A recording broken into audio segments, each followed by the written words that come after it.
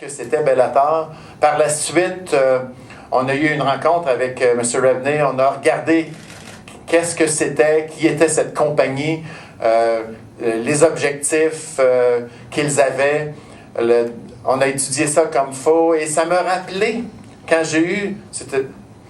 M. Reveney était très convaincant, puis Léon Margulies aussi, mais ça m'a rappelé une période de ma vie, quand j'étais à Interbox. À un moment donné, on a eu un monsieur qui s'appelait Milt Schwarzky, qui m'a présenté quelqu'un à Las Vegas qui formait une petite compagnie, qui était pour acheter une petite compagnie, qui nous demandait si, à Interbox, on était intéressé à investir dans cette compagnie, à s'impliquer. C'était une petite compagnie de mixed martial arts.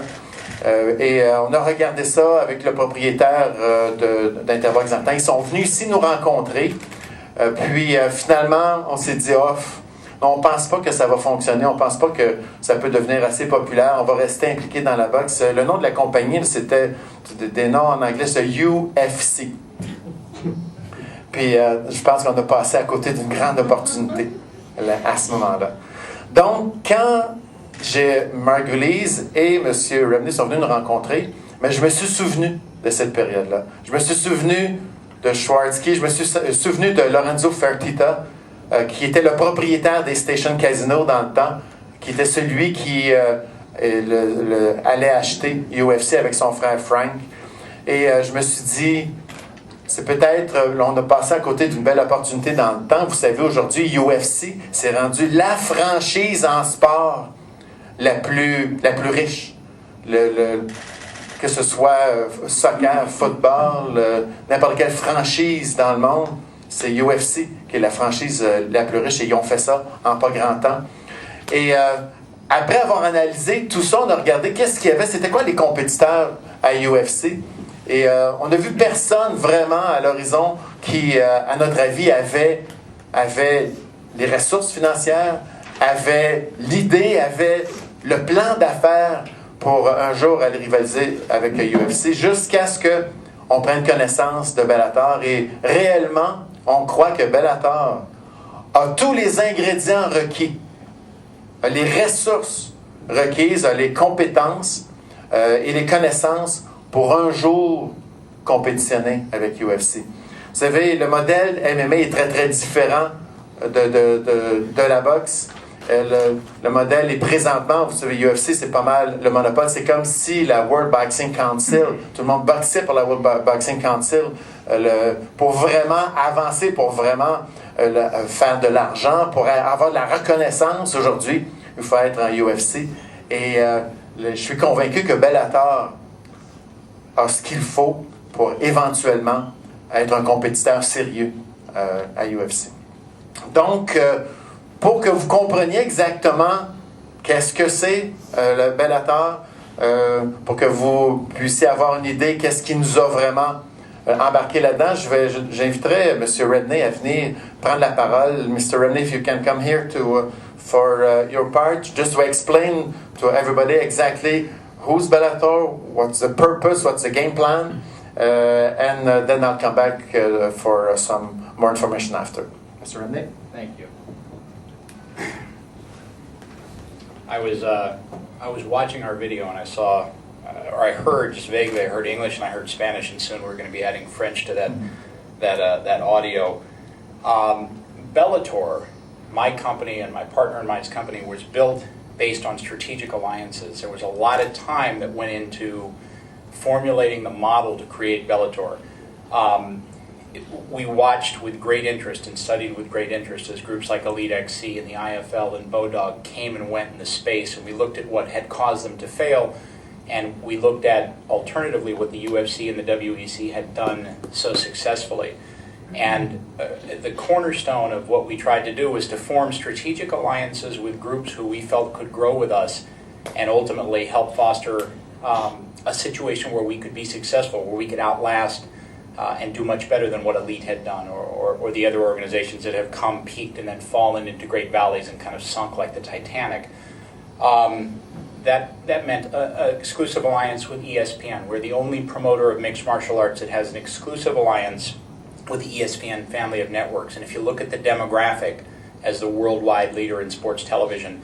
That was key to us. The UFC has Spike, and we felt like if anyone were going to get into the space and have a chance to succeed, they would have to form that ESPN alliance, which we did. And then we brought on Ford Motor Company as our presenting sponsor to support us in terms of marketing and promotions and publicity and getting out into the space and reaching and bringing in new consumers into mixed martial arts.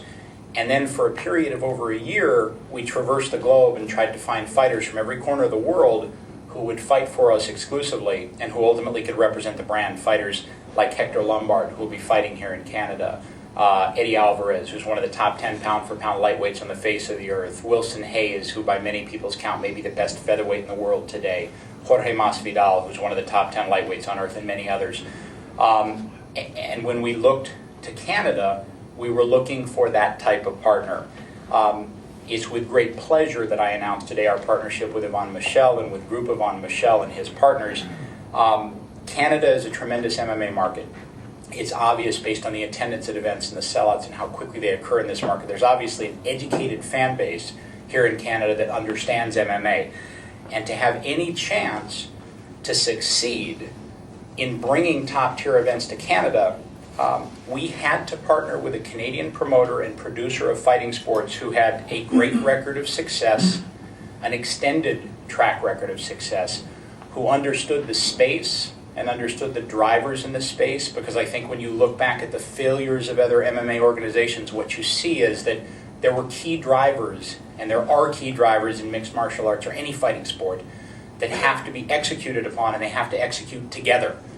And if you don't know how to execute those together, or you're missing one of the drivers, it's like an operation where you miss a step.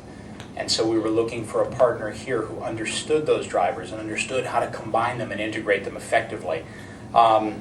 We were also looking for a partner who had a view toward expansion in terms of expanding MMA and expanding fighting sports. And Yvon Michel and Groupe Yvon Michel fit that mold perfectly. People ask us oftentimes, and I think a lot of people are starting to see it, what our point of difference is in the space. Because if you look back at the failures, and I don't mean to keep pointing to the failures, but if you look at the failures, there were points of difference in those organizations, such as a team concept or changing the rules. And what those were and are really false changes. They're not if you look at mixed martial arts from a worldwide perspective, people love the UFC. They've grown accustomed to the rules. They understand the cage.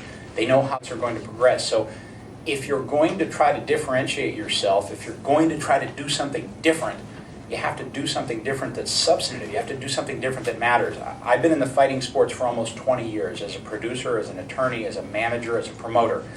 I'm proud to say that I produced and promoted the highest rated fight programming on the ESPN network for 4 straight years, from 2001 through 2005 in my former company, Sugar Ray Leonard Boxing. And my biggest problem, and this is something I get kind of excited about, my biggest problem in fighting sports was always that unlike football or basketball or baseball or hockey or soccer or tennis or golf, the fighting sports didn't have any objectivity. The fighters didn't control their own destiny. And that made me nuts. Fighting and the fighting sports, whether it be boxing or MMA, were controlled by a suit, somebody like me sitting behind a desk, be it a man or a woman, and making decisions on world title fights and making decisions based on who could put more butts in seats or who could potentially put more eyeballs on a broadcast. And if you look at every other sport that we watched as kids growing up, the best play the best or the best fight the best. They go to a playoff. Ultimately, if they win in the playoff, they go to a championship. And if they win in the championship, they're the champion. Doesn't matter whether they're from the biggest city or the smallest city. Doesn't matter whether they've got the best looking player or the worst looking player with the best or the worst backstory. But the best prevail and become champion. And the fighting sports has been missing that.